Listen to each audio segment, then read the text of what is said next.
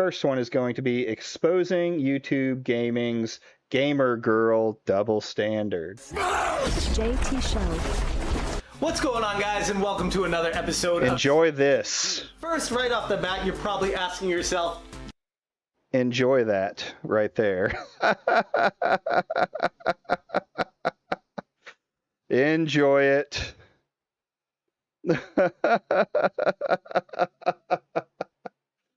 Oh, goodness.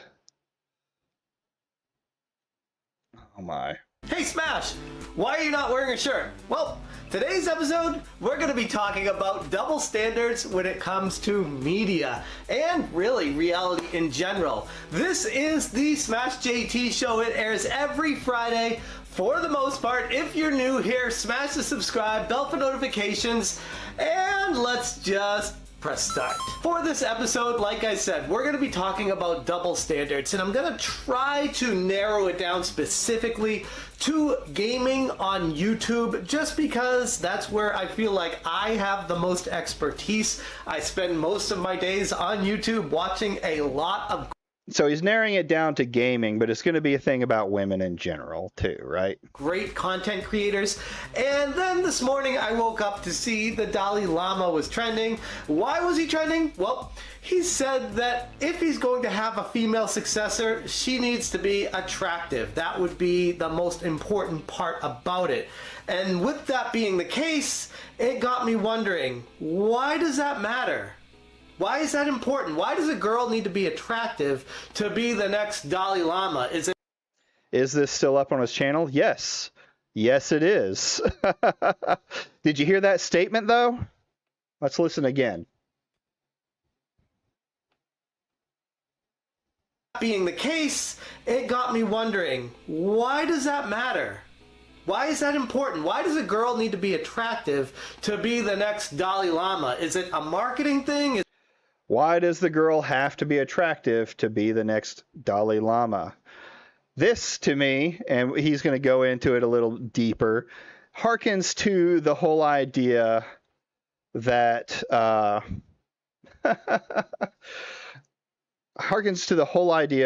you know, women have to be sexy in games, that the uglification of women. But what did Smash just say? What was that, Smash? It got me wondering, why does that matter? Why is that important? Why does a girl need to be attractive to be the next Dalai Lama? Is it a marketing thing? Is it they want to spread the word and it's easier to do if the girl is attractive? It's just so many misfirings in my brain when I heard that. It frustrated me. In fact, it pissed off a lot of people, and it got me specifically about the realm that I'm living in on gaming YouTube, and that is with gaming YouTubers and what they have to look like and how do they grow their channel, what do they need to do. And when I go through every single creator that I know, I'm starting to go through the men, and then I start going through the women, and there is a fact. Bro is basically another Andy Pants Games. True. And that's Boogie, isn't it? Oof. That's a horrid face. Yes, he is right now talking positively about ugly women. And I'm sure if any of them listen to this, they'll say, well, you know, he's talking specifically about gamer women or things like that. It's not the same thing as, you know, uglification in the gaming industry. But I mean, I would argue it absolutely is. Why? The same statement that he made about, you know, about gamer girls, that why, you know, and about the Dalai Lama, why do women have to be attractive, is the same statement a lot of people are making about the uglification of women. Most are making the statement that, yeah, sexy women are okay in gaming, but it's pretty telling. Fascinating trend that I see when it comes to gaming YouTubers. If you're a guy, it doesn't matter what the hell you look like. If you make good content, you're probably going to grow, and if you don't, you're probably... All right, I'll send it to you. Hey, can you do me a favor while you're doing that? cut out that specific. Well, I can do it. It's not a big deal, but maybe download it. I'll try to spread the word around a little bit. I mean, a good clip would be that one. Hold on. Let's go to the Discord. I don't want to do it. Let's see. Boom.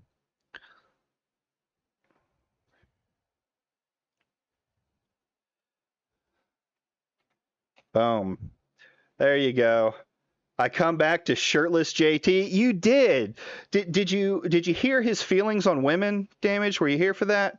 I'll push it back so that you can hear it one more time. Not going anywhere, and that's kind of held true. Let's go back a little bit here. I want to. Here we go. Let's hear what SmashJT thinks about women. It got me wondering, why does that matter? Why is that important? Why does a girl need to be attractive to be the next Dalai Lama? Is it a marketing thing? Is it they want to spread the word and it's easy? Now, the context of this, since you're back there, Damaged, is gamer girls having to be attractive to get clicks, and he's going to go into detail on it. He's going to tell us what he thinks. Easier to do if the girl is attractive. It's just so many misfirings in my brain when I heard that. It kind of frustrated me. In fact, it pissed off a lot of people, and it got me thinking even more specifically about the realm that I'm living in on gaming YouTube. And that is with gaming YouTubers and what they have to look like and how do they grow their channel? What do they need to do? And when I go through every single creator that I know, I'm starting to go through the men, and then I start going through the women. And there is a fascinating trend that I see when it comes to gaming YouTubers. If you're a guy, it doesn't matter what the hell you look like. If you make good content, you're probably going to grow, and if you don't, you're probably not going anywhere. And that's kind of held true for a long time on YouTube. But when it comes to females, it's a little bit different. This is something that's very intriguing to me, very confusing, and most of all, concerning about the entire situation. There are some fantastic female gaming YouTubers out there, but they might not all look like Barbie. And if they are falling a little bit short of society's standards, they don't seem to be growing. No matter how good their content is, focus on the bigger female channels, the ones that have grown. And the consensus around all of these people is they're attractive enough to garner an audience. Did I just to keep coming back? Oh, Jesus Christ. And you wonder, if they didn't look like what they do, would they have as many subscribers and views and all around growth on YouTube? How about that statement? Come on now. Would SmashJT of today make this statement? Like, would he coming back week after week, and you wonder, if they didn't look like what they do, would they have as many subscribers and views and all around growth on YouTube that they do? I'm confused. What universe is this stream from? This is from this universe. This is SmashJT from 6 years ago. This is what Smash could have been. Answer, unfortunately, is no. And that's what I wanted to talk about today.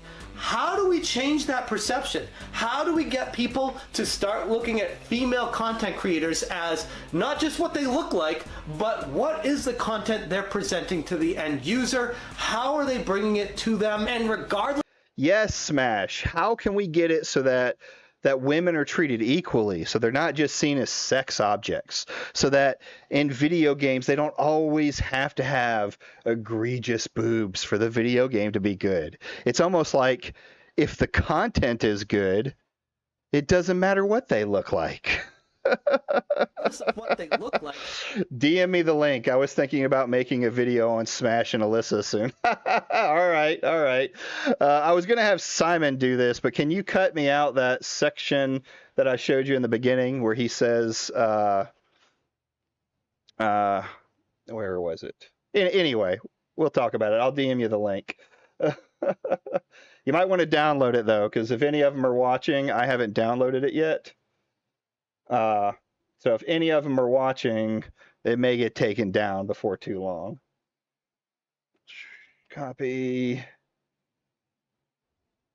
Do I have you on Discord? That's fine. I'll send it on X. We'll send it on X. I don't mind getting into a little Xy boy while we're here. Boop, boop, boop. Already planned to. Nice. I can always count on you, Damage Sector. You, I think your little guy, your little videos are bangers. Maybe it's my ego saying that, but I mean, I'm going with it. It makes me smile every day. All right, sent, bud. Why does it do that? Now, it's like if you add in the HTTP, it does not like that at all. There we go. There you go, bud.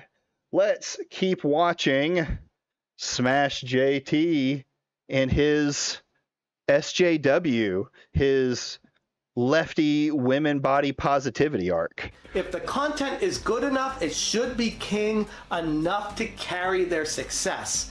And it's not. And I don't know how to change that. I don't know how to change that. But the whole Dalai Lama thing, talking about... It's something that needs to be changed. I'm kind of with him on that. Like, I don't have a problem with sexy women. I never have. But do they always have to have their tits out while they're playing a game? Can they just be gamer girls now with it? Do all the women always have to have an OnlyFans? I'm with you. I'm with you. Needing a female to be attractive, if a female is going to take over the Dalai Lama and follow in the footsteps of him, it got me a little bit concerned for the future of this world. Is that what we need? Attractiveness. You have to have some sort of sexual connection to the person you're watching just to be able to enjoy them. If they're... Do you have to have some sexual connection to the person that you're watching? Or you could even say to the game you're playing. Female. Now, for the most part, unfortunately, yes. Now, individually, a lot of you might be watching this and saying, no, I don't care what they look like. It doesn't mean anything to me as long as they're a good person, making good content, doing a really good job on their videos, and they treat me nicely and with respect, then why would I not like them? That's not the problem. You are not the focus of this video because you are the minority. On the grand scheme of YouTube, the platform itself, there are hundreds of thousands of millions of viewers out there that don't have that opinion, that don't say that, or they might actually say it but not mean it. And those are the people that are giving the views to these larger channels. The iJustines, the Sniper Wolves. I mean, some people might be looking at her, hey, she's been up and coming, girlfriend of Mike Matei. She was featured at E3 talking in front of everyone about the Sega Genesis Mini, and she does a good job on her videos. She did have a little bit of a controversy with the Power Pad video, and she didn't take nicely to the fact that there are a lot of dudes out there that were upset at how she looked in the thumbnail, where she defended it saying, she's a girl, she's wearing short shorts, girls do that in public, that's a style. And she's right, it is. And that shouldn't be something that people are upset about with her. But she's not an ugly girl, so let's be real here. That is helping her, and she's using that to her advantage to grow her channel in addition to everything else that has been taking place. That's not to take anything away from her talent or quality of her videos, everything that she puts together on her channel over there, but being somewhat attractive or dressing a little bit more, dare I say, scandalously in these videos. Dude, this is a completely different Smash, right? Just absolutely different. It's so interesting to look back on past Smash, see where he was, and see where he is today. It's almost like he goes for what he thinks is popular in the moment, And when that doesn't work, he shifts to another narrative to, try and find more clout. It does seem to help a lot of the clicks to go through. And that is an unfortunate result of reality, of what people want. Ultimately, the viewers are deciding who's going to be successful and who's not, and what you look like goes a long way with that. The unfortunate thing, circling back to the beginning of this video, is the double standard that exists within society. If a girl were to make a YouTube video without her shirt on, that would be instantly flagged. It would be rated as adult content. Oh my God, you're showing breasts in a video. You can't do that, you're a girl. But then a guy does it, it's like, hey, that guy's funny. He looks all right. I've been working out a little bit, but I've also let myself go. But here's the thing. It doesn't matter. I'm a dude. I can just look whatever I want to. And it's okay, Smash. Body positivity here. It's okay. I'm working on myself, too. We're always working on our shape. make my content. People will judge it on face value for the content itself. It's not a section. Yeah, I've seen old clips where Smash says a lot more stuff I agree with compared to today. It's crazy how different some of his old content is. Yeah, oh my God. He goes through so many things.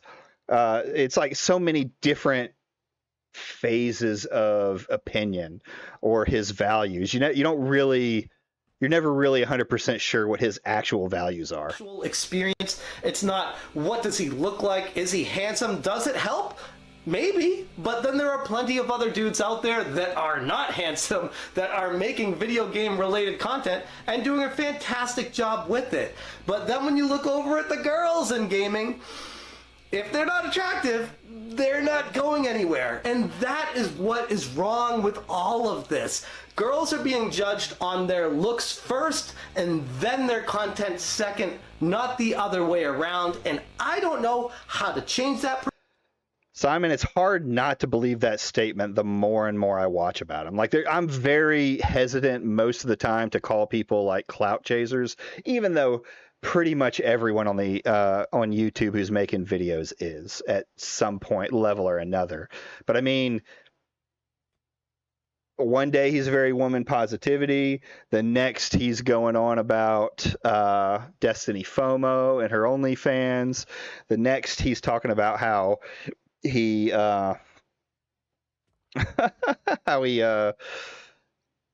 hates the commentary community. Then he's talking about how he just loves the drama and likes to get in it. There's a lot of flippy floppiness with this guy.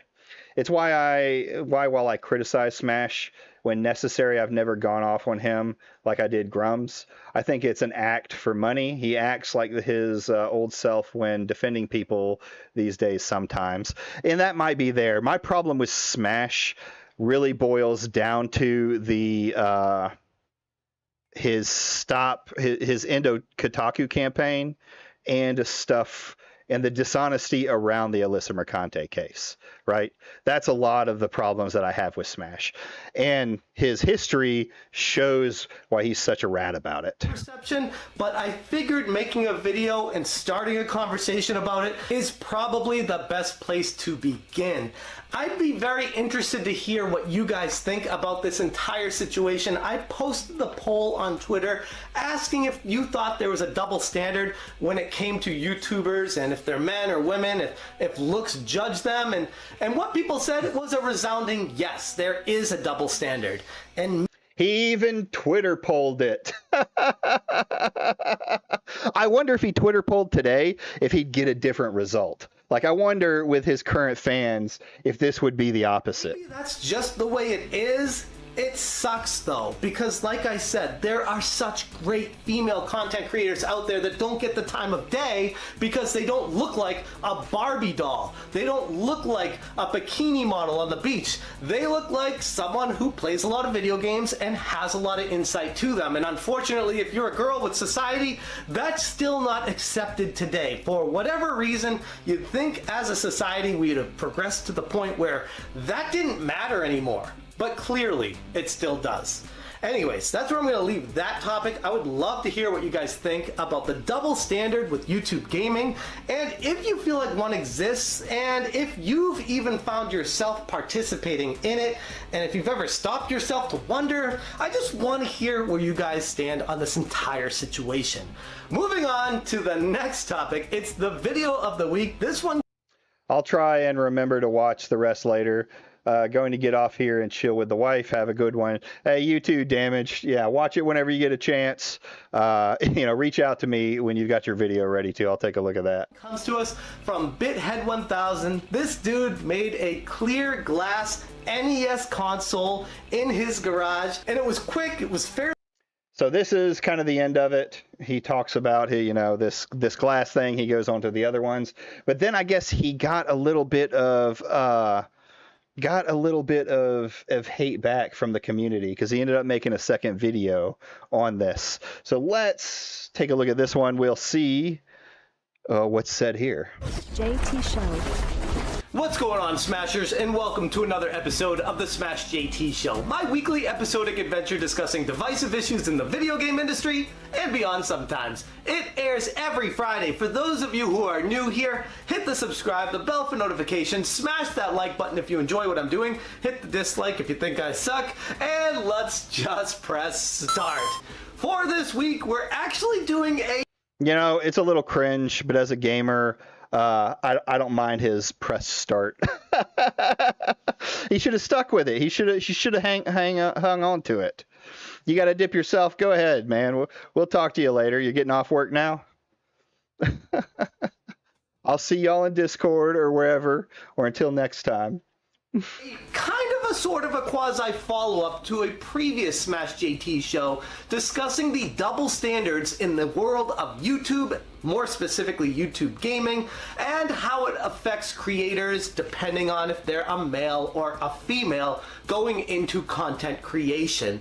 This stirred up quite a bit of controversy during that initial video take that I did with my shirt off, talking about how guys can basically do whatever the hell they want, and as long as their content is good, they're probably going to get views and they're probably going to grow, whereas women don't really have that same fair playing field. If they're an attractive girl and they talk about gaming, most likely they'll grow, and if they're not attractive and they talk about gaming, most likely they won't. And that was the biggest issue that I had with all of this, and I was trying to find... That's still such just a crazy statement to me. It is really hard for me to hear that statement coming from SmashJT. A way to move the conversation forward, to talk about it in a better light, and draw attention to the situation so that the content that females create is judged on the merits of how good the content actually is, as opposed to how pleasing they are to our eyeballs. I had a lot of really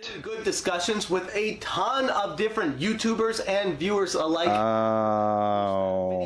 And one person in particular stuck out to me, actually spoke to me directly on the phone, and that is Ryan from CastlemaniaGames.com, one of the best retro game websites out there, hashtag not sponsored, but a really good guy running a really good site, so I definitely wanted to give him a shout out here. He talked to me about how raw and real it was, and how it did truly hit on an issue that is present on the YouTube platform, especially when it comes to gaming. And while talking about it, other channels came up, and one of them was Cannot Be Tamed, Pam, who does a great job covering awesome games and reviewing them, giving her honest feedback, great edits, talking about everything perfectly, and yes, she's an attractive girl.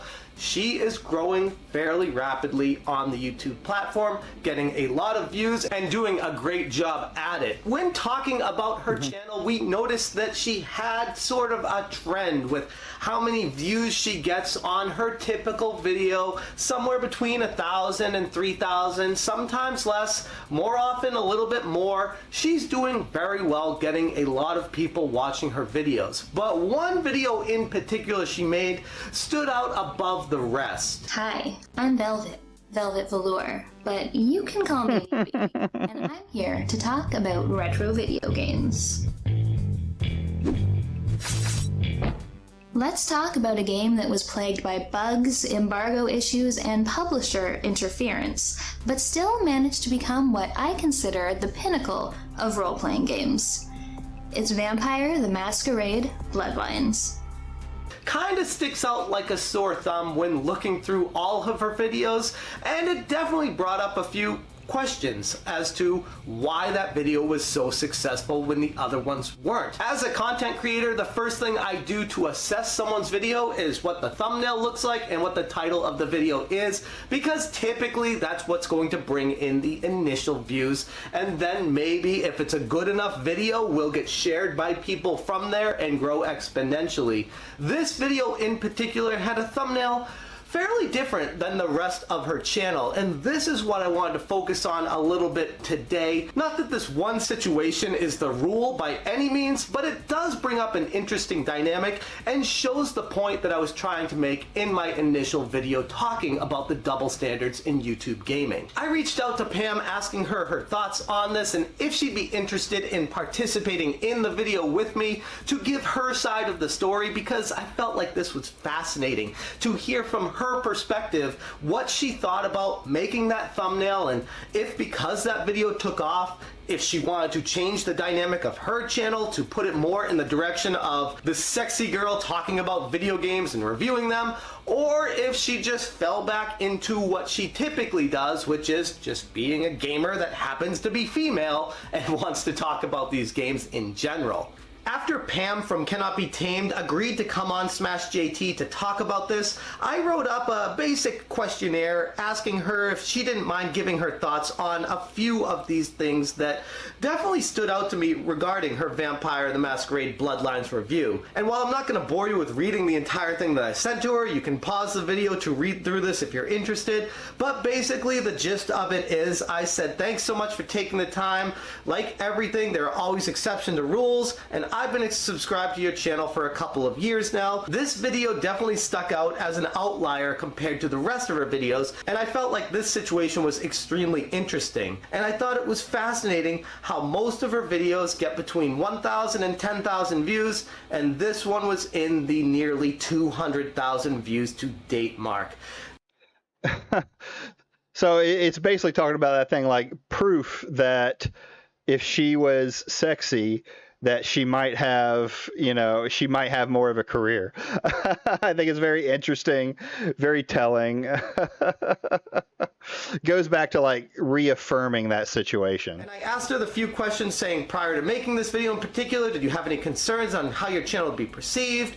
Did the idea of gaining views and subs play a role in how you decided to dress and present yourself? And after the incredible success that video has seen, had you considered changing the direction of your channel to be more in line with this type of content? And a few other questions here that I'm putting on the screen. Again, not going to read through them all. Feel free to pause it and read through them if you're interested. After sending this questionnaire to Pam regarding the situation on this video in particular, she put together a very well thought out response video that I want to share with you guys right now. So Pam, take it away.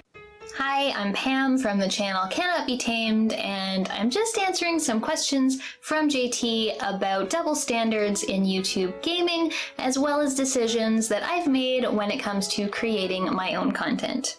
So when it comes to my video on Vampire the Masquerade Bloodlines 2, which as you pointed out is my most popular video by a long shot, and also the one in which I am dressed in the most revealing way, this video that I made was sort of 2 years in the making. It took a lot of brainstorming and taking of footage and scripting in order to get the script in a place where I was comfortable with it. So there was definitely a sense that I really want people to see this video, and I thought that dressing up as one of the characters from the game would both be fun and a good way to get a little bit more attention for it. I wasn't particularly thinking about how my channel would be perceived, if the fact that you can see the tops of my boobs in the video makes people think poorly of me. That's sort of more a reflection of them than it is me. I mean, kind of a typical woman statement. I mean, you have to know like what it's going to cause. Like, there can't be this idea of completely oblivious to you wearing sexy content or sexy outfits and men taking attraction to that, right? And I don't really need those people around. I wasn't too concerned about perceptions of me based on this video. I just really wanted for a video that I actually put a lot of time and effort into to be one that got viewed a lot. So after the success of that video, did I consider changing how I presented myself? Sort of, but maybe not in the way you think. First of all, the success that video saw didn't happen overnight. I put that video out in October of last year, and by the beginning of February, so like 3 months later, it was around 20,000 views, which is good. It is better than average, but it's not nearly where it is now. So when there were rumors of a Bloodlines 2 coming out, people were searching for content, and the YouTube algorithm decided that it loved me for the first time ever, so it actually started pushing my content out to people who were... I can see that. I've seen instances where people show their metrics, and they'll have a video that does okay, and then for some reason it'll hit the algorithm and it'll just kind of blow it out of the water. Yep, that makes sense. Were not subscribed to me on their front pages, which was awesome. It definitely helped. I know that what I was wearing in the thumbnail helped more people to click on it. I know this because people were kind enough to leave me comments saying, just clicked for the tits, which is nice. But without YouTube algorithm deciding to put my video in front of people's eyeballs, the sexiest thumbnail in the world would not have gotten it to where it is now. So the impact this video's success has had on my channel is that I'm not afraid to put 100 hours of work into a single video. I used to mostly do quite short, concise videos. Now I do more things that have, research and references to other games and last, 20 minutes long. I also do tend to match my aesthetic to the aesthetic of the game. A lot of the time that just means matching my makeup to the game, which honestly less people notice and appreciate, but I find fun. If I were to review another sexy vampire game, a similar look to the Bloodlines video could make a comeback. So as for the big question about double standards when it comes to YouTube gaming as well as challenges faced by women, first of all, I need to address and disagree with a couple of things that you said in your first video about this topic, namely that appearances don't matter for men at all, and if you create quality content as a man, you will see channel growth. Unfortunately, I don't think that is true. YouTube popularity is not as simple as make good content, grow an audience. There are dozens of channels that are by men that have great content. They have good scripts, they're funny, they're insightful, they have great editing, and they never break 1,000 or 2,000 subscribers. It's not because of the content, it's just because it's not that simple. You have to have quality content, you have to have something to do with presentation. It has a lot to do with luck and the algorithm finding you, who you know, or gain. I mean, I think there's definitely a luck aspect to it in there, but I don't know if it's only luck. Like, you can, if you're not entertaining, if people don't want to watch your videos, then you're not going to grow, right? But yeah, there can be a little bit of luck in getting in front of the right people who watch it and then want to, it gets spread more and more. Gaining attention of more popular people who can elevate your channel to another level. All of those things come into gaining a subscriber base on YouTube. There are also a number of very popular channels run by men who are neither quality nor attractive, so. And as for men's attractiveness not mattering at all, I also don't agree with that. People who are attractive tend to gain more attention in general, especially in entertainment, but overall, in life, whether they're men or women. If you look at all the YouTube channels with millions of subscribers, like going from PewDiePie on down, first of all, I notice there's not many women at the top, no matter how attractive they are. But second, the men at the very top with, tens of millions, they are all pretty conventionally attractive. PewDiePie, Markiplier, Vanoss Gaming, Jacksepticeye, they're all, pretty easy on the eyes. And while that's not maybe what people think of when they subscribe to their channels, it helps. And I think it really says something that all of those top channels have reasonably attractive men as their figureheads. Where one double standard comes in is that while these guys are all fairly attractive, I doubt that many people are commenting about their videos or on their videos telling them that they're only popular because they're attractive or questioning their authenticity. Gaming is a particularly weird, gatekeepy environment when it comes to women. I think that there's this weird sort of line when it comes to being attractive where you have to be a certain amount of attractive in order to get attention and get people to click on your videos, but at the same time, you can't be too attractive. You can't be like sexy in a threatening way. You can't look like you're spending too much time on your appearance, or otherwise your credibility to some people goes out the window and you're a fake e-thought whore who's just pimping herself out for money and attention and have never played a video game in their life, which is ridiculous, obviously, what you're wearing. It's funny because you do hear this even today amongst the Antiwoker groups, right?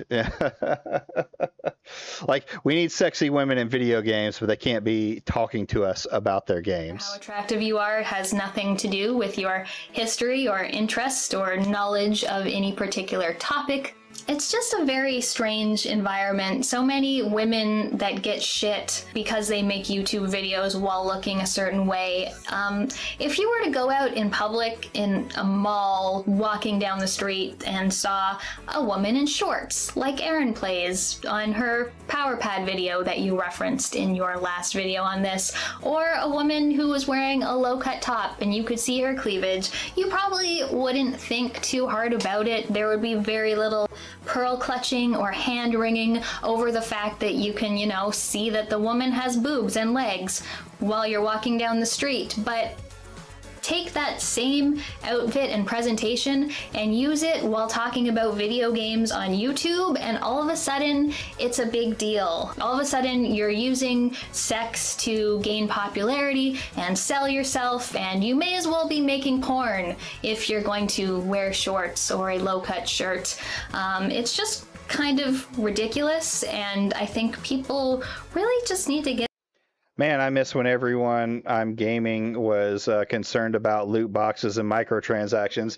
How do we get to this point in gaming? I mean, it's been a big shift from those days. Uh-oh. What the heck just happened? Hogan, go save Prissy. Save Prissy. What even went after her? But yeah, it's. I remember when we were constantly fighting against the big companies, and then something happened where there was the Kotaku, what's the other company, Polygon, and all of these new different channels started writing the lefty feminist articles, right? And when it first started happening, it was really just something you mocked. It wasn't something that you called for the end of. But then it became the main focus, and it's been so sad to see it get away from that into like as far down the rabbit hole as it's gotten, to where every game has to be a gooner game, uglification of women, all of these just brain dead topics, that I even fell for back then. But here we are. Get a grip. Honestly, I don't know how to solve the problem of being attractive giving people a leg up in YouTube, because people who are attractive have a leg up in life. The only advice I can give is know what you want. If you just want a pretty face and some cleavage to look at, that's fine. And I have no ill will to anyone who wants to present themselves like that or who wants to watch that content, as long as you don't also abuse the women who you are enjoying looking at. But if you want great content, insight, editing, well-made things, then, you know, pay attention to that. We're not animals. Some people have commented that men are just hardwired this way, and I think you can do better than that. You know, take 5 minutes, actually. Women, people? No, I don't think so. Watch, actually listen to the content that you're consuming, and then make a decision on if it's something you want to support or not. That was a fantastic response. And while I don't necessarily agree with everything that she said, my point of view doesn't really matter in this instance because That's another kind of crazy statement. My point of view doesn't matter. I'm not a part of what the problem is, which is why I wanted her to come. And nothing that she said. My point of view doesn't really matter in this instance because I'm a guy and I'm not a part of what the problem is, which is why I wanted her to come on and get. I'm a guy and I'm not a part of what the problem is. I mean, that's just absolutely crazy to hear coming from them, from SmashJT's mouth. Like, straight up, a woman's talking. You need to shut up. Give her perspective, what she deals with as a female gamer, as someone on YouTube creating content, as an attractive woman, as all these things come together, what her thought process is when making the videos and how she decides to present them to the end viewer. Anyways, that's where I'm going to leave that topic. I feel like it's a very interesting conversation and so thankful that Pam was willing to take some time out of her day to be a part of this and drop her thoughts in here so that we can have a more well-rounded, full-on discussion with it. I'd be very interested to hear what you guys think about Pam's thoughts, her angle, where she's coming from, and if you feel like there is a double standard with YouTube gaming and female content creators, and if you feel like there is, which many people do, how do we go about changing the perception around that and fixing that? Or is it kind of just, it is what it is, there's nothing we can do about it, it's been like this since the beginning of time, and nothing we do about it's gonna change? Be very interested to hear what you guys have to say about that. And that's where I'm gonna leave this week's video. I wanna say a special thank you, as always on Fridays, to all of these Patreons that help support SmashJT on a monthly basis. If you're interested in joining them for as little as $1 per month, I'll put a link to my Patreon right there. And if you like what I'm doing here and you're still not subscribed, there's the subscribe button. All right. So that's all the Smash content I'm going to be doing for tonight on there. It's very, very different SmashJT. So